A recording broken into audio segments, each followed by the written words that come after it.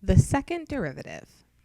So far, the functions that we've looked at and we've been studying, we've used to find the first derivative, the rate at which the original function was changing. But we could also take that same analysis and perform it on the first derivative to get the second derivative. The derivative of a derivative is called the second derivative of a function.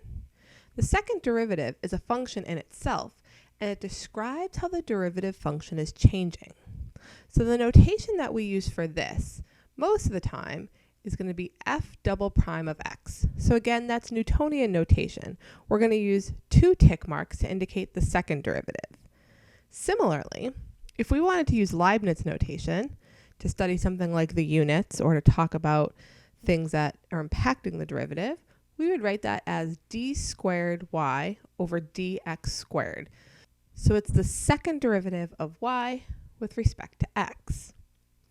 The only time we've seen second derivatives so far is when we looked at the example of position in the last lecture. So remember, position we usually write as s of t. The first derivative of position we said was velocity. The second derivative of position, which is the first derivative of velocity, is called acceleration. So second derivatives have implications. If you think about driving, s of t is your position at any time. Your velocity is how quickly your position is changing, so something like 50 miles an hour. But your second derivative is how quickly the rate at which you're driving is changing. So if you're going from 50 to 60 miles per hour, that means you are accelerating. Whereas if you go from 70 to 40, you are decelerating because you're slowing down. So even though your position is still moving in the positive direction, the rate at which your car is moving is slowing down. So the second derivative gives us some insight into how the rate of change is changing. Consider now another example to motivate why the second derivative will be useful for us. Consider the following scenario. A boat off the Gulf of Mexico has reportedly begun leaking oil. The first derivative would tell us the rate at which the oil is leaking from the boat. Now, we expect the function to be an increasing function because we're going to be measuring the amount of oil that's leaking out of the boat over time. And that's going to be going up and up as more and more oil leaks out. However, as the oil is leaking out, the hole that it's leaking through is also getting bigger and bigger. It's growing because the force of the oil is making it grow.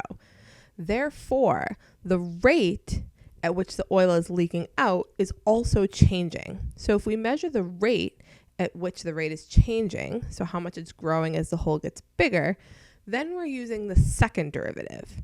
Now, this is important because we're trying to figure out how to stop the leak, obviously. And we want to know how quickly that rate is changing to determine the types of impacts and how much time we have to actually stop the leak. So there's a lot of implications of the second derivative and looking into how quickly the rate of change is changing. We're going to look at some examples to motivate the second derivative and look at how we can study this and the relationships between the original function, the first derivative, and the second derivative. In this section, we're going to be building off the key relationships that we started talking about earlier in this chapter. So remember, if f of x is increasing on an interval, then the first derivative is positive on that interval. If f of x is decreasing on an interval, then the derivative is negative on that interval. And if f of x is constant on an interval, then the derivative is 0 on that interval. We did this by plotting tangent lines and looking at the relationships, and we said that the slopes of those lines are related to whether or not the function is increasing or decreasing. So starting with this idea, let's look at an example. Example 1. Consider the function f of x below. Determine the intervals where the first derivative of this function is positive, negative, and 0. So again, if we want to talk about where the derivative is positive, negative, and 0, we need to determine where f of x is increasing and decreasing. So here, I'm going to start by looking for where we are increasing. So it looks like this function is increasing when we start reading from left to right. So I'm going to say that this function's increasing from approximately negative 2.75 until 0.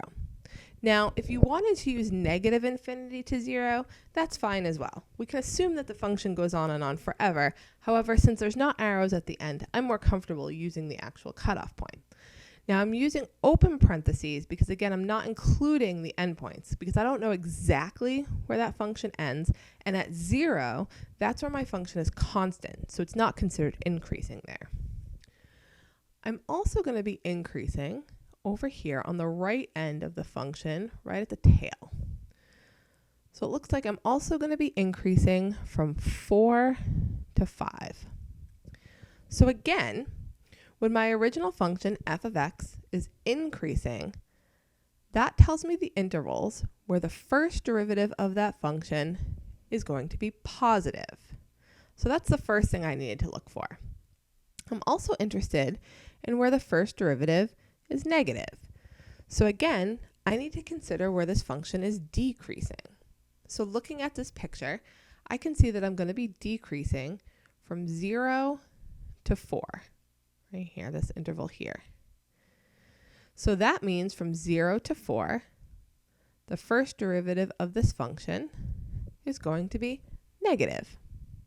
Finally, I want to know where it's going to be 0, that first derivative.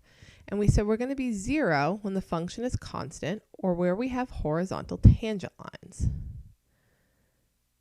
So that means we are going to have the first derivative equals 0 when x equals 0 and x equals 4. So again, that's the place where we change from increasing to decreasing or decreasing to increasing. And again, those are places we have horizontal tangent lines. So now we've determined where the first derivative of this function is positive, negative, and 0. We're going to take this a step further in example 2, and we're going to try to graph the first derivative of this function next to this particular function. I would encourage you to pause the video here and try graphing it on your own before you watch the solution. Example 2. Given the graph of f of x, sketch the graph of f prime of x. So f of x is the function we were looking at just a minute ago, and we wanted to sketch the first derivative. So this is what the first derivative is going to look like, and let's talk about why. So we said that we're going to have a horizontal tangent line at 0 and at 4, which means my function needs to pass through at 0 and 4. Those are the zeros of my function. Now we said we were increasing from negative 2.75 until 0. And if we're increasing, that means we need to be above the x-axis. We need to be positive. We also said the derivative would be positive from 4 to 5. Then from 0 to 4, my function was decreasing. And if my function is decreasing, that means my derivative needs to be negative. So here from 0 to 4, I was decreasing, which means I need to be below the x-axis here. I get the general shape from the graph by looking at slopes of various tangent lines to try to match up where approximately they'll be. But in general, my derivative function should look like a u. Example 3. Consider the function below. Determine the intervals where the derivative of this function is positive, negative, and 0. This is very similar to example 1. Only now we have a new function that we're looking at, and this new function is exactly the function we got when we took the first derivative of the original function before. Only now this has become our original function, and we want to talk about the derivative of this picture.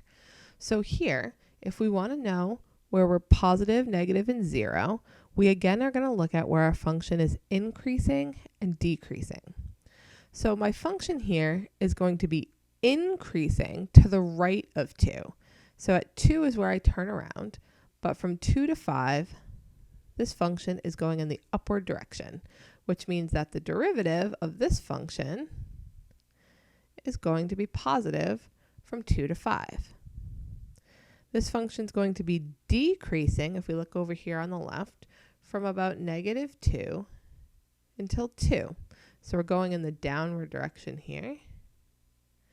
So therefore, on that interval, the derivative of this function is going to be negative.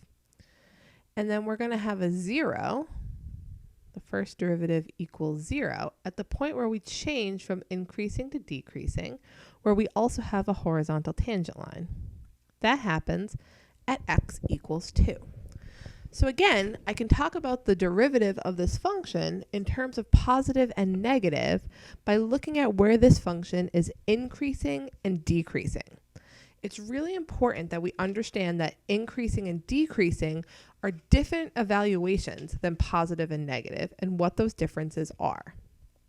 Now, again, we're going to take this function and we're going to try to draw the derivative of this function based on the information we have here, where it's positive, where it's negative, where it's 0. So I would encourage you to pause the video here and try to sketch out the first derivative before you watch the video. Example 4. Given the graph below, directly below, sketch the graph of its derivative. So again, we said that we're going to have a horizontal tangent line right at x equals 2. That's where we changed from increasing to decreasing. So we have a 0 there. We said we were decreasing from -2 to 2, which means we should be below the x-axis. We should be negative, which we are here. So decreasing in the original means negative in the derivative. And then we're going to be increasing from 2 to 5, which means we're going to be above the x-axis. And again, we talked a little bit before about this U-shape and how it translates into a rough increasing function that goes to the 0 where we have the horizontal tangent line. So the derivative of that U function is roughly linear and looks like the graph on the right. So congratulations, you've just done your first second derivative. Now don't get confused, it's the first one you've done, but we've made it to the second derivative because we started with an original function and we took the derivative to get that U shape. And then we did the same analysis on the U shape to get the derivative of that, which was the linear function, which means that this function on the right is the second derivative of the very first graph we looked at. Now, because we did the analysis the same way, we can add to our set of rules about the relationships between these types of derivatives. Since the second derivative is the derivative of the first derivative, the same rules that we applied to the original and the first derivative will apply here. So, if f prime of x is increasing on an interval, then the second derivative is positive on that interval. If the first derivative is decreasing on an interval, then the second derivative is negative on that interval. And if the first derivative is constant on an interval, then the second derivative is 0 on that interval. So the same analysis we can do on any function to get the derivative of that function. Now, we have a relationship between the original and the first derivative. We've now established a relationship between the first derivative and the second derivative. It's the same relationship. But what we don't have yet is a relationship between the original function and the second derivative. So let's take a look at their pictures and see if we can figure anything out.